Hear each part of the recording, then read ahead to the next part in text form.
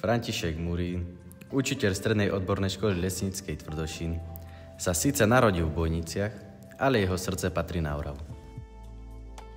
Keď sa rozhodoval o svojom povolaní, nikdy by nepovedal, že bude nasledovať svojho otca, ktorý učil 45 rokov.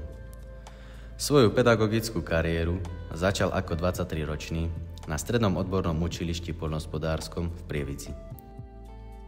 Na našej škole pôsobí už od roku 1990, čo je už neuveriteľných 35 rokov. Pracoval ako majster odbornej výchovy, inštruktor autoškoly, učiteľ odborných predmetov. Tiež pôsobil ako výchovný a kariérový poradca, triedny učiteľ a vedúci autoškoly. Je síce vážny, ale má zmysel pre humor.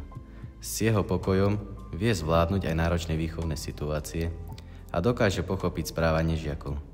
Svojím pedagogickým optimizmom podporuje aj svojich kolegov a nás žiakov dokáže motivovať.